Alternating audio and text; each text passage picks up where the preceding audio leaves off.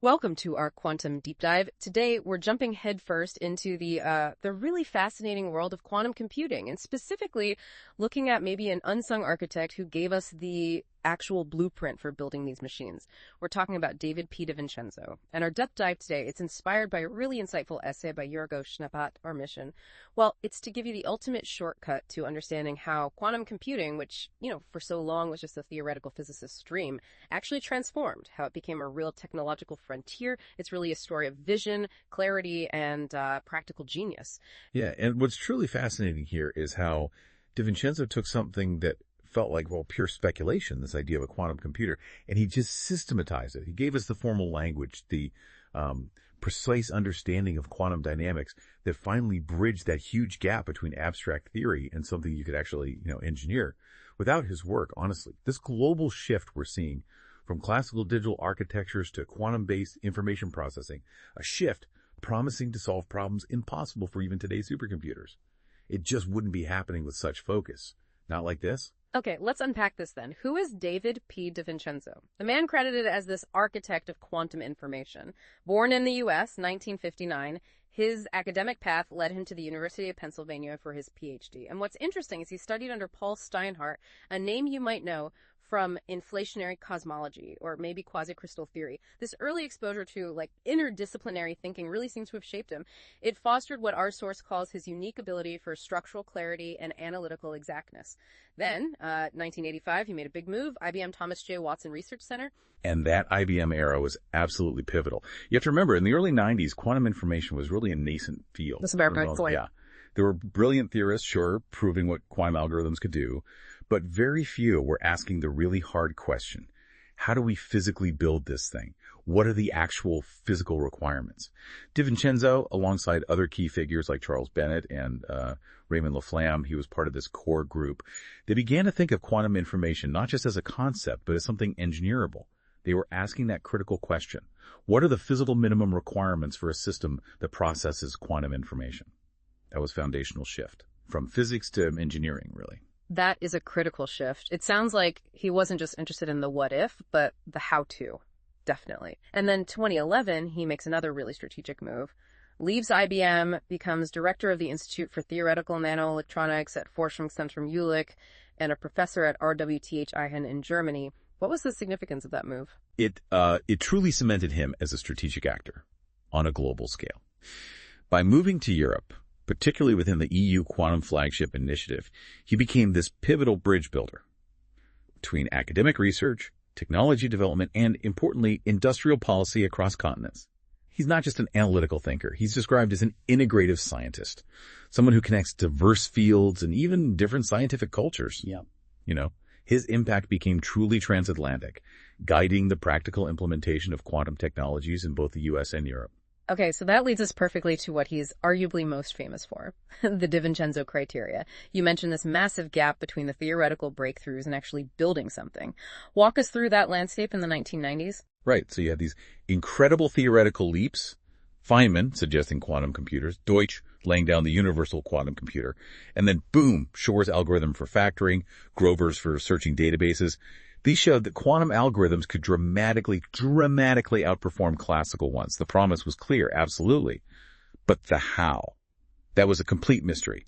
Experimentalists were trying all sorts of things, often in isolation, without a unified goal. It was a bit like the Wild West. So DiVincenzo steps in and says, okay, folks, let's bring some order to this chaos. Exactly.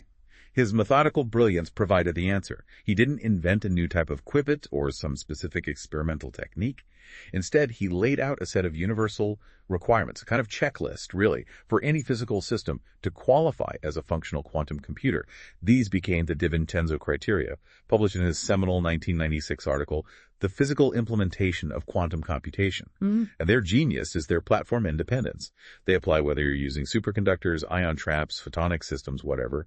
He originally proposed 5 criteria and then later added 2 more, which turned out to be crucial for connecting quantum computers into networks. Right. This is where we get to the core. So for you listening, what are these criteria? What challenge did each one specifically address for the quantum engineering community? Great question. Let's break them down. First, scalable qubit system.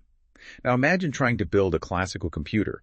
If every time you added a new transistor, you had to completely redesign all the wires and power supplies. Crazy, right? That's kind of what faced early quantum researchers. DiVincenzo said, no, you need a system where you can control and address many qubits individually. And, crucially, where adding more qubits doesn't make the control and error correction exponentially more complex. This forced researchers to think about architectures, not just single qubits. Designing systems that could actually grow, like 2D grids of superconducting qubits or large ion trap arrays. Okay, so it's about efficient growth, yeah, not just individual bits and pieces. What's next? Second, the ability to initialize. Before any computation, you need a clean slate. Simple as that. Every qubit must be set to a precise known starting state, usually the 0E state, the ground state. Think of it like hitting reset on your classical computer. If you don't start from a defined state, your calculations won't be reproducible. The results will just be garbage. So this criterion really drove the development of precise cooling methods or optical pumping or targeted reset protocols to get those qubits down to their ground state reliably. That makes perfect sense. You can't start a race without everyone on the starting line. Okay, what about maintaining the quantum state itself? That sounds tricky. It is the ultimate challenge, which leads us straight to number 3, long coherence times. Quantum information is incredibly fragile, unbelievably so. Any uncontrolled interaction with the environment, stray electromagnetic fields, even tiny thermal vibrations, causes decoherence. That's the loss of those delicate quantum properties, the superposition and entanglement. DiVincenzo's criterion demanded that the coherence time, basically how long a qubit stays quantum, must be significantly longer than the time it takes to perform a logical operation, like a gate. This wasn't just a wish. It was a non-negotiable requirement. It pushed engineers to isolate qubits almost perfectly from the noisy world. And that led to revolutionary leaps in coherence times. I mean, going from nanoseconds to well over 100 microseconds in some platforms. That's what makes complex calculations actually feasible now. Wow, that sounds like a monumental engineering feat just on its own. Okay, so you have your stable qubits initialized. How do you actually make them do something? Compute. Right, that's the fourth criterion. Universal quantum logic gates. A quantum computer needs a full toolkit of operations to perform any arbitrary computation you might want. DiVincenzo clarified that you don't need an infinite set of gates, thankfully. You just need a minimum universal set. Specifically, the ability to perform single qubit rotations, kind of spinning the qubit state around, and control 2 qubit entanglement operations, like a CNOT or a CZ gate. These are the fundamental building blocks. You combine these basic gates, and there's a theorem, the Solovay-Kitty theorem, that shows you can approximate any more complex quantum operation you could ever need. This massively simplified the task for experimentalists. They knew exactly which gates they needed to build and perfect. So it took this, impossibly complex problem and boiled it down to a manageable set of core operations. Smart. And after you've done your calculations, you need the answer outright. Precisely. And that's number 5. Qubit-specific measurability. At the end of the computation, you need to read out the final state. Is it a 0 or a 1 of each qubit individually? And critically, you have to do it without disturbing the other qubits or destroying the delicate quantum information prematurely. This requires highly precise, often non-destructive, and addressable measurement protocols. Think of it as having a microscopic, highly sensitive quantum eye that can look at just one qubit, reliably distinguish between its 0 and 1 year state, and do it with very, very low error. Okay, those 5 are the core, the original 5. But you mentioned 2 more that came later and are increasingly vital. Yes, exactly. DiVincenzo later emphasized 2 more, really looking towards quantum networking and larger systems.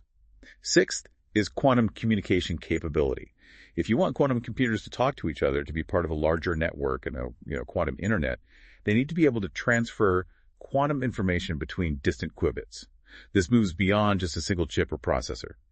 DiVincenzo saw the need for things like quantum teleportation protocols, or using flying qubits like photons to carry entangled states over long distances, connecting different quantum processors. Okay, linking them up. Yeah. And finally, the 7th. The 7th, and it's closely related, is the ability to interface with photons. This is really essential for converting stationary qubits, the ones fixed in place, like in superconductors or trapped ions or spins into photons.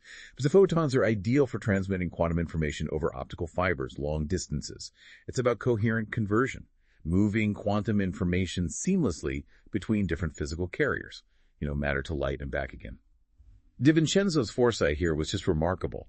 He recognized that for truly scalable quantum systems, we'd need these hybrid architectures, integrating different physical platforms effectively. These criteria, taken together, they weren't just theoretical guidelines. They fundamentally shaped the real world of quantum technology development. It's incredible how his theoretical insights directly translated into leaps in performance. It wasn't just a wish list. He really established a practical roadmap. How did his work go beyond just defining these criteria? How did he actually influence the broader quantum landscape? Oh, his influence was profound and multifaceted. Those criteria immediately became a clear target structure for experimental groups all over the world. Companies like IBM, Google, Intel, Rigetti, they built their roadmaps directly around trying to meet and optimize these criteria. They even impacted standardization efforts like ISO and IE. Sure. But beyond just the criteria, DiVincenzo himself was a pioneer in researching many of the areas they defined. For example, his crucial work on superconducting qubits, often in collaboration with people like Michel Devoret and John Clark, was absolutely instrumental. He deeply contributed to understanding how specific circuits, these things called Josephson circuits, could function as qubits. And his insights led directly to the development of transmons, a much more robust type of superconducting qubit that significantly reduced sensitivity to charge noise.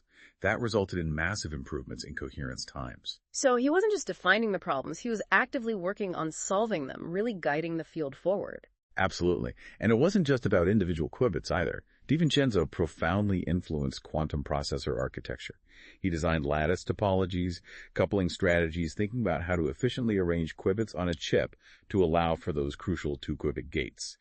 He was moving beyond isolated qubits to thinking about systemic architectures that are inherently error-correctable and scalable, like surface code architectures, which are a huge focus now.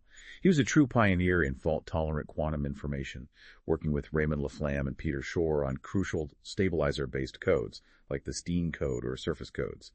His particular genius, I think, was integrating this abstract error correction theory with the practical limitations and properties of actual physical qubit platforms. It really sounds like he brought together the theoretical and the practical in a way few others could manage. He truly did. His work also delved deeply into analyzing entanglement and decoherence, using sophisticated mathematical tools, master equations, Krauss operators, to understand the dynamics of entangled states in these noisy open systems. This was foundational for understanding and mitigating the loss of quantum information, even for sort of counterintuitive concepts like entanglement, sudden death. And as we touched on, he had this incredible foresight for distributed quantum networks. He developed theories for a coherent conversion between different photon types of microwave to optical photons, for instance, which is absolutely crucial for quantum communication. His vision for a quantum network architecture with modular building blocks, truly visionary, anticipating what we now call the quantum internet. What's truly remarkable is how his work, even decades later, continues to be the bedrock, the absolute foundation for the most advanced quantum systems we're building today. His impact has just been immense. It's really no surprise that DiVincenzo has received so many accolades throughout his career. Fellowships from major scientific societies like APS, IES, honorary professorships, prestigious awards like the John Stuart Bell Prize, the Alexander von Humboldt Research Award. His legacy isn't just a collection of brilliant theories, is it? It's the profound transformation of theoretical knowledge into technological infrastructure. He wasn't just thinking about ideas, he was building bridges between academia and industry, fostering collaborations with major tech companies. And crucially, as the source notes, he educated a new generation of scientists who are now leading quantum research globally. His methodological school truly lives on through these living research cultures. So, what does this all mean for the quantum future? Where does his work point us now? Well, David P. DiVincenzo essentially created the intellectual foundation for the entire quantum information age. That's not an overstatement. He single-handedly moved quantum mechanics from being purely a theoretical construct, something physicists puzzled over, to something that could be systematically conceived as technological architectures. The DiVincenzo Criteria remain the conceptual benchmark, the yardstick by which any physical qubit platform must be measured, even today. His work provides a structuring methodology for the whole field of quantum science, not just computation, but also sensing, communication, metrology. And his models for scalability, error tolerance, architecture, they aren't static. They're dynamic frameworks that are constantly being adapted and applied to new physical platforms, whether it's topological qubits, neutral atoms, spins in silicon, you name it. DiVincenzo wasn't just a theorist of quantum information. He was, and he really remains, a strategy architect of the quantum future. And looking ahead, his work directly informs some of the most critical open questions we're grappling with in quantum science today. For instance, a huge one. How can existing error correction models be adapted to realistic, noisy environments and the inherent limitations of the hardware we can actually build? That's a massive challenge. Another crucial area is how diverse hybrid architectures think, connecting superconducting, ionic, and photonic qubits together. How can they be efficiently coupled without losing that precious coherence? We also need to understand how to achieve universal quantum computation with limited qubit numbers and connectivity using clever resource-saving algorithms. And critically, perhaps, what metrics and benchmarks will truly standardize and certify quantum advantage internationally? How do we prove it really works better? His systemic thinking, always integrating theory and practice, continues to guide us. We need to keep integrating that thinking with the broader ethical, legal, and economic challenges, too. What a profound and truly far-reaching impact.